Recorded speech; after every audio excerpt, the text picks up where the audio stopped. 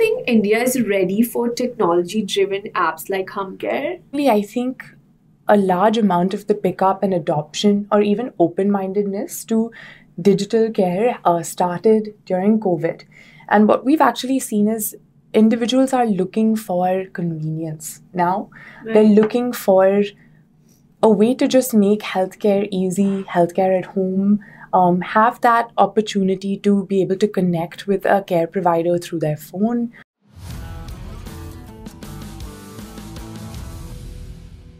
Hello, welcome to Femtech India podcast, where we discuss Femtech and all things women's health. Today I'm sitting down with Carina, the founder of Hummcare. Hi, Carina. Hey, Navneet. Thank you so much for having me. I'm so happy to be here. Thank you so much for joining me. Anytime. Great. How are you doing today?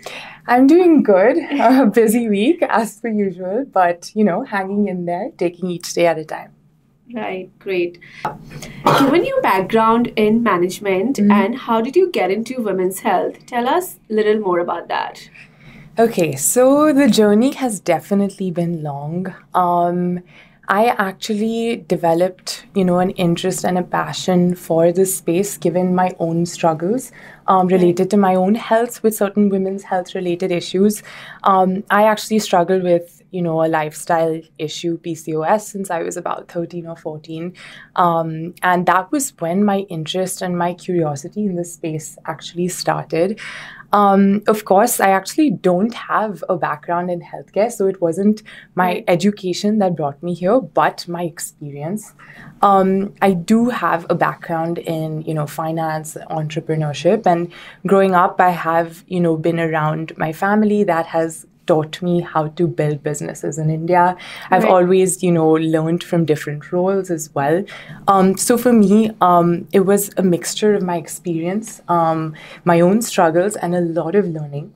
After I returned from university, I actually came back and conducted a couple of studies to really understand, the white spaces in the women's health ecosystem, the white spaces in healthcare in general, and of course, the issues and the struggle of accessibility, affordability, the stigma, the geographical barriers, they were all glaring. And of course, the pandemic happened. And I just found myself wanting to be a part of the solution. So it was an accumulation of the research and the studies we conducted, and that was essentially the birth of the beta version of Hummcare. Back then, it was actually called Baby Space in 2020, and yeah, that was essentially how and why we started. Great, I love that. How does Hummcare support women at workplace? Okay, so to give you a little bit more context on what we do at Hum is a health tech company that offers end-to-end family building benefits, which include fertility care, pregnancy, postpartum, reintegration back to work, as well as parenthood. We also have launched programs in women's health, which include things like PCOS, endometriosis, thyroid, and menopause. And we've launched a newer, very special healthcare program for caregiving as well. We don't specifically call ourselves a women's healthcare company. We are a healthcare company, and we look at this with a very inclusive lens. We have care for everyone and anyone in this very unique journey that they go through. So from specialized programs, in fatherhood, in single parenthood, we pretty much cover it all. So that's essentially what we do. Now, what do these programs include, and how do we support employees and people in the workplace?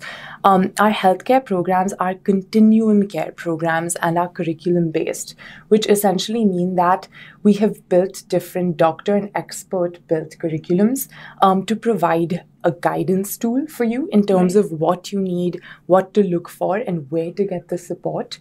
We provide unlimited one-on-one medical and non-medical specialized consultations, unlimited chat with doulas or care managers or care companions, support groups, classes, coaching, and of course, tools and trackers and handbooks to essentially help you with your own independence and self-sufficiency. For us, why we partner with companies and why companies come to us. We help them with their employee wellness. We help them with their attrition and their retention. We want to ensure that employees are genuinely taken care of and that care really goes beyond the workplace. Right. And that employees feel welcome. We help you with your DEI culture, and essentially we help you with employee motivation. The thing is, what we're trying to do is also change the narrative, right? So for centuries, parenthood has always kind of been attributed to a woman's role, a mother's role, and I think a father is also as important. All parents are important. So we want to look at this in a very inclusive manner. Everyone, struggles with different challenges through family building, right? And we don't really believe that family building is only having a baby. It could be taking care of your parents. It could be taking care of, your family members, taking care of your own health as well. So we look at this with a very inclusive lens, and of course, everyone and anyone is welcome. Yeah, that's great, amazing. And I think there are very few companies who are building partner care in India, because it's such a still westernized concept. Right? Yeah, it is very new. It's very different. I would say, it's kind of been a little bit of a chicken and egg, given we are, the first, organization doing this in India. Right. So it has been a lot of learnings when it comes to building awareness, making sure our offerings are the right fit, our programs are the right fit for our users and companies we work with as well. So it has been a lot of learning for us. Right. And if you just have to break down your user demographics in age-wise, how would you describe that? So, I would say it's anyone and everyone between the ages of 18 to about 55. Okay. Of course, different programs are relevant to different people. So things like fertility would be for a younger demographic. Women's health would be for a younger demographic. Our menopause program is for women that are over the ages of 42 or 43. So for us, we look at our demographic program based, and also it depends on the organization's goals. Because we're predominantly a B2B company, we essentially like to understand what the organization is also trying to achieve, right? Is it DEI? Is it increasing the number of women in their workforce? Is it providing better benefits? Ensuring that your employees know you truly, truly care about them and increasing their motivation in the company. So we look at this cohort-based and program-based. Yeah, and like when you talk about younger women, the age of 18 to 25 or maybe 18 to about 35. 35, yeah. So I think, how do you support them in terms of, I know the women from 30 to 35 are mostly planning to, start their motherhood journey, right? Or they probably need postpartum care. But the women, the age of 18 to 30, what kind of support they can get from Hummcare? So again, it depends if you're looking at the women's health program or the pregnancy program, postpartum program.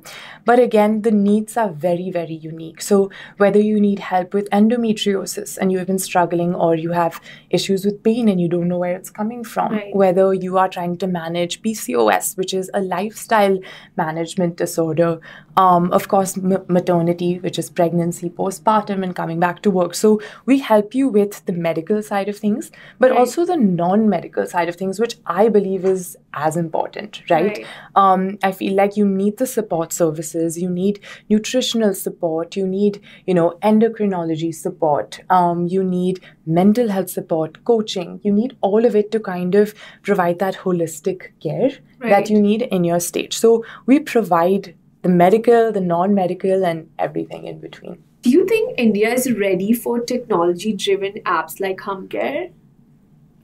Yeah, I actually think India has been ready for a while, right? There have been several giant players in this space that have, pioneered and spearheaded the movement towards digital.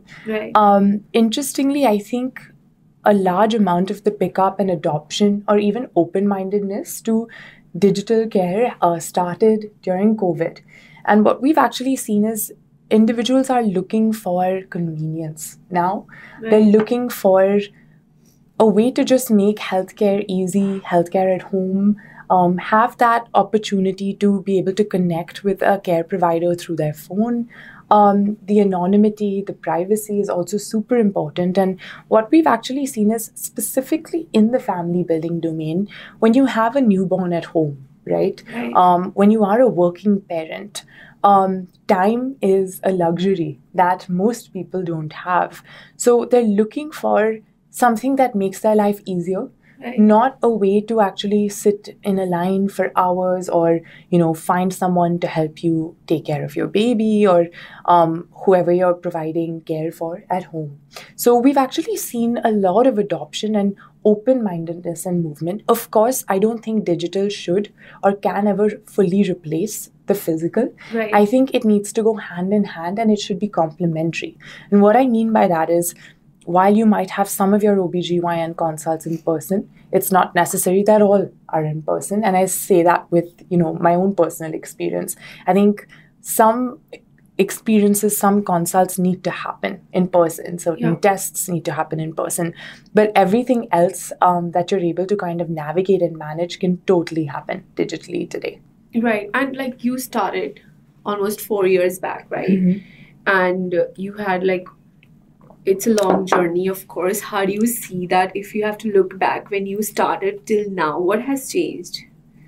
Oh, would it be cliche to say that everything has changed? Yeah, it has actually. What has changed? Yeah. I think, number one, you can never really anticipate or guess what your journey is going to look like as a product, as a company, and as a founder. I think our learnings have been so much. I couldn't have even guessed that this would be how much I would experience and learn. I think our product has very much, evolved and iterated over time. But what I would say is our mission has really been the same. And that is to, democratize and provide, accessibility, affordability to healthcare to more women as well.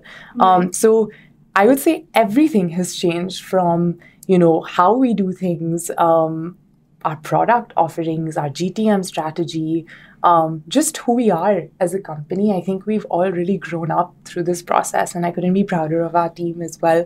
But yeah, I would say our mission we've always stayed true to that. And that's something that would always be the heart and soul of what we're trying to do.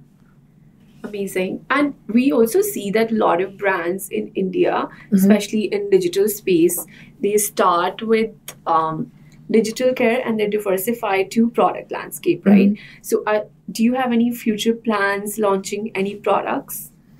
Look, I never say never, right? I don't know what might come up or what our users might need in the next 5 years, right?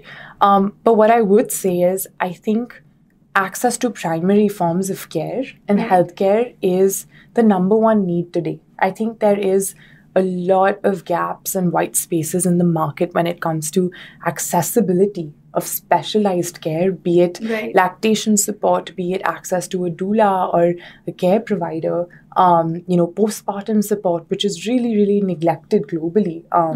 So I would say our priority is this, and providing care being number one. But again, I never like to say never.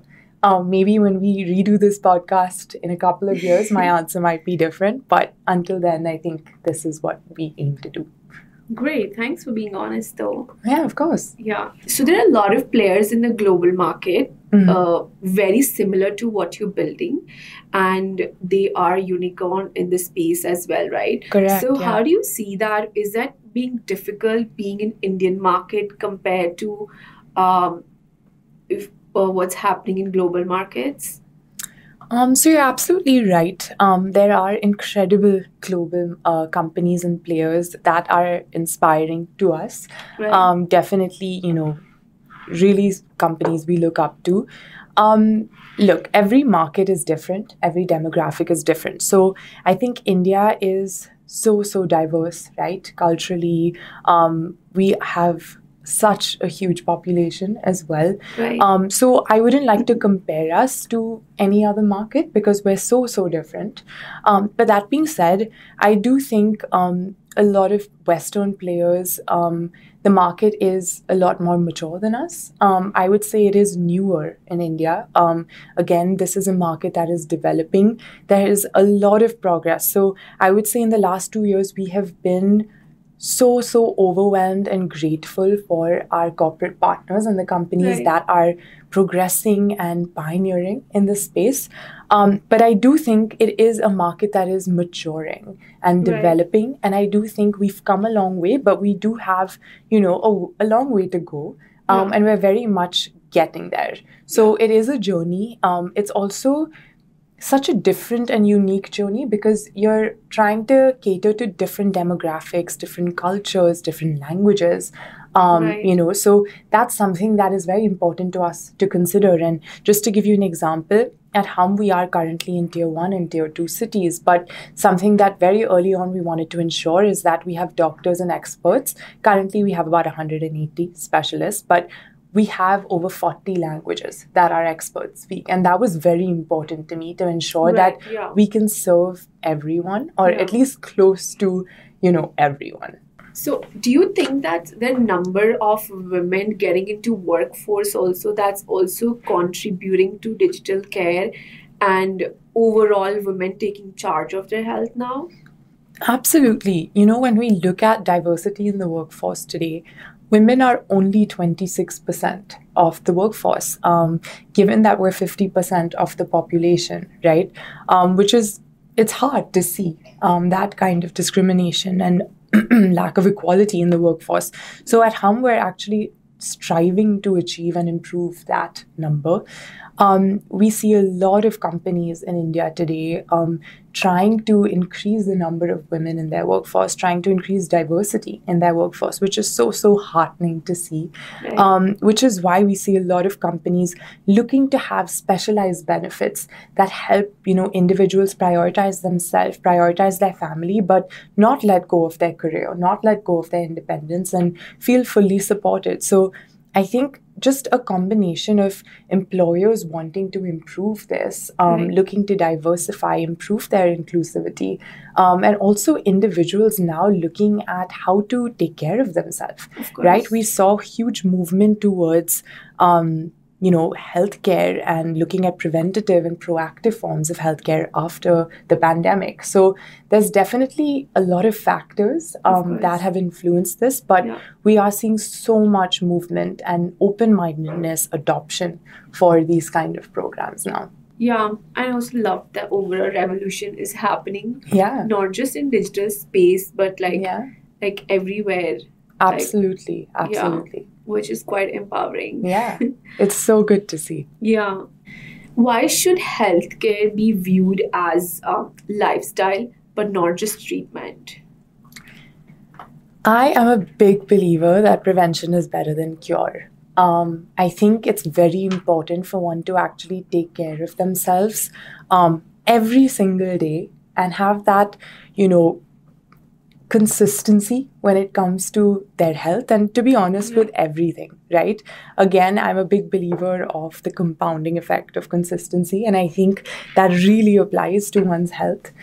Putting in that little effort when it comes to, proactive health checkups, Right. exercises, taking care of your mental health. Yeah. I think it really goes a long way and it helps you overcome, it prevents a lot of lifestyle diseases that can come into play.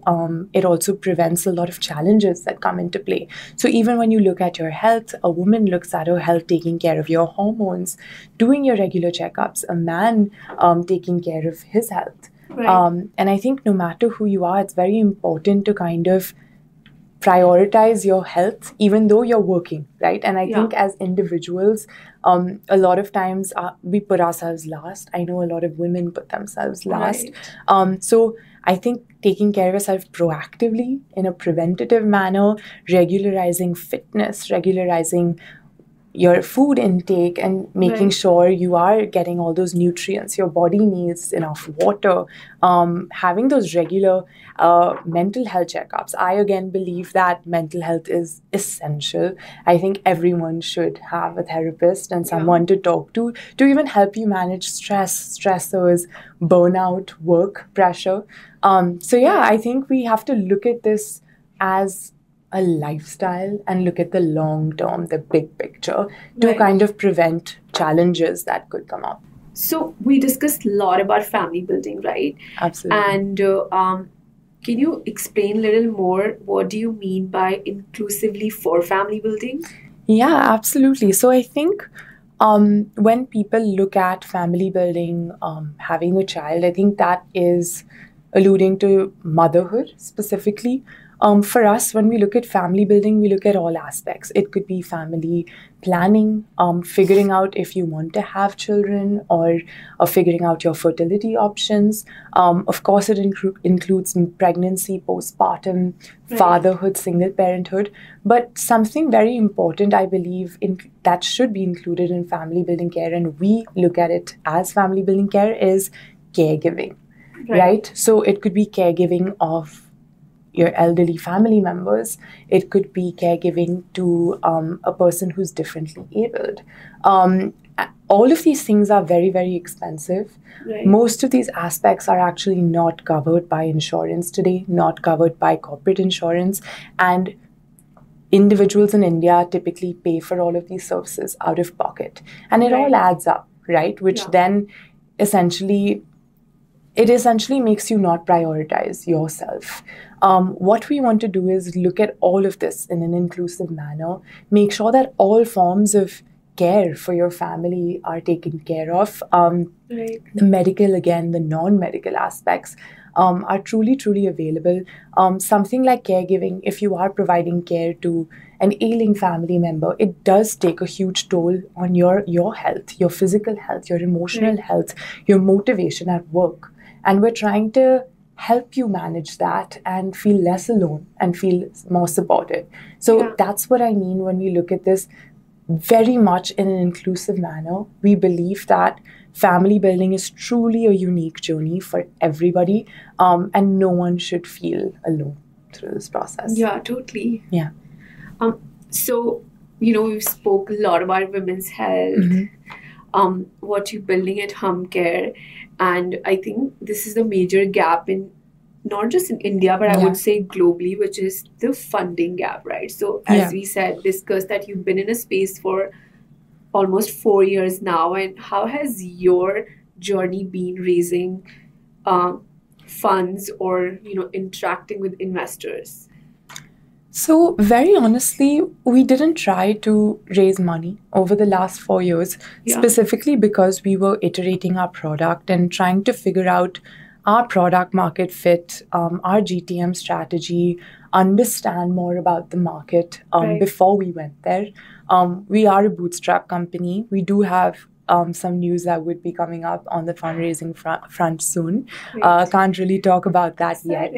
But what I would like to say is, I think, of course, there has been, a gap in funding women's health globally as well as in India.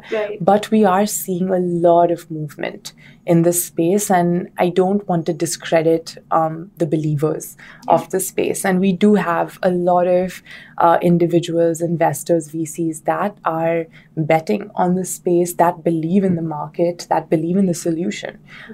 So while I think there is a long way to go, I do think we are on the way.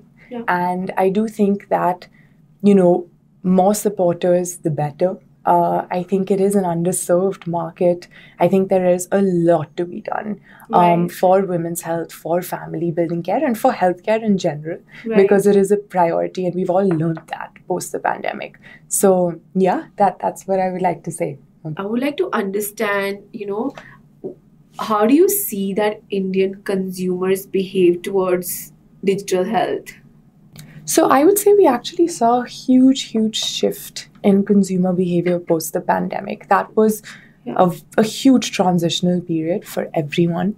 I think post the pandemic, individuals, again, are more open to experiencing, experimenting, trying, and adopting digital healthcare.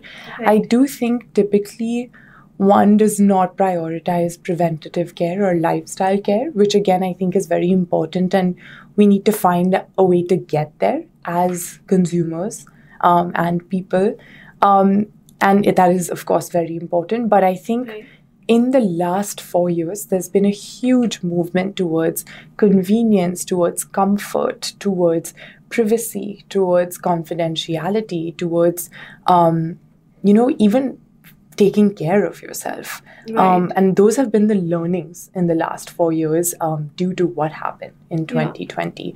But yeah, I think there is a long way to go when it comes to preventative care, proactive care, but Right. we are seeing a lot of open-mindedness, exposure, and people really looking to try different things. Yeah, which is very positive sign. Absolutely. I think Right, it's yeah. a really good sign. I think we are seeing so much progress. There's so much happening, right, Yeah. in the healthcare space from, different types of companies providing different hardware, different kind of treatments, different Right. solutions. And it's so inspiring Yeah. and heartening to really see. But yeah, I think this space is progressing, and we're very close to seeing a huge boom when it comes to women's health and healthcare in general. Yeah, for sure. And also, your users are from India, or you have users from all over the world. How would you describe the demographics? I would say India is our priority right Yeah. now. I think India is a huge market. There's so much diversity here. There's so many, different solutions to really build. So Right. India is our number one priority. Having said that, we do have a couple of international clients that Right. happened for us organically and were inbound. But for the next couple of years, at least, India is our only focus before we look anywhere else. So we're almost done, but can you also share a few of your learnings with our listeners? Yeah, absolutely. I think if you're building anything, you have to stay consistent. Again, I know I always say this, but consistency goes a long way, and there is this magic when it comes to the compounding effect of consistency. You might not feel it in the moment, and it feels slow and that nothing is happening. Right. Believe me, I do. But when you look back 6 months later, a year later, 4 years later, you would be honestly shocked about what you've built or the change you've really made, Right. and the progress, right, that happens with putting in that consistent effort. Again, I think another, just piece of advice I would have, there is always a way. Right. You will be told no a lot of times, more times than yes, when you're building a startup, but there's always a way to make it happen. And even though you feel like a lot of doors might be closing, there will be one door somewhere that would be slightly open. Yes. You just have to find it and keep kind of persevering. Right. And yeah, I would say you just have to kind of stay true to who you are and, stay true to your mission and the impact you want to create, and, stay true to who you are and keep building your dreams. Let's do some quick fun Q&A. Okay. The craziest thing you've done as a founder? There's so many. I'm not sure. I don't know if it's crazy, but I've definitely done things like find out where a certain advisor or an investor is, and just shown up at that location to just get a quick 30-second face-to-face being like, hi, I'm Carina from Hummcare, or taken random 5 a.m. flights and done 12-hour work trips. So I think it's been a mixture of many things, but that comes to mind. Yeah, I love the first one. Yeah. I've also done pretty similar. Tell our listeners 2 things from Hummcare which are science-backed and women can incorporate in their life, day-to-day life. Okay, so I know it's hard, and time is definitely a struggle for everyone. But 2 things I think go a long way, and we really just underestimate the value that they have. Number one, hydration. You have to hydrate yourself and drink enough water, a minimum of 2 liters a day. Please put it into your calendar if you have to. I know I do.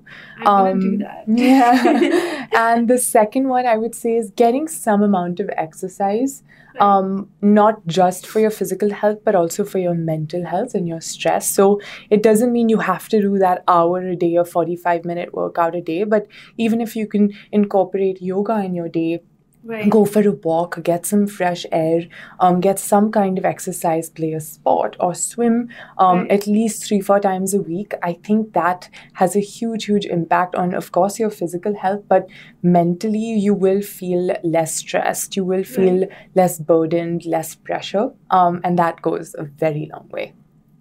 Totally. Yeah. I'm going to do that. Yeah. Tell us Humcare's deep secret, which nobody knows.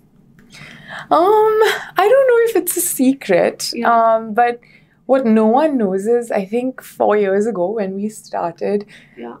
it was only me, and then we had a couple of, part-time team members, but I was doing everything from onboarding experts, writing, DMing people to use or try our web application at the time, doing the interview process, verifying the articles, doing customer calls. And I think for those 2 years, my phone was never on silent. Yeah. So even at 2 a.m., if we would get, a new sign up on our web app or get an email, it was me replying to every single thing. And I mean, it's not a secret, but it definitely is something no one knows. And it's a very special memory I have, because it just shows me how far we've come. And it was just a very, very special time. And Hum just feels like a baby to me. Yeah. Yeah, great. You're a founder. And of course, I haven't taken a day off in 4 years.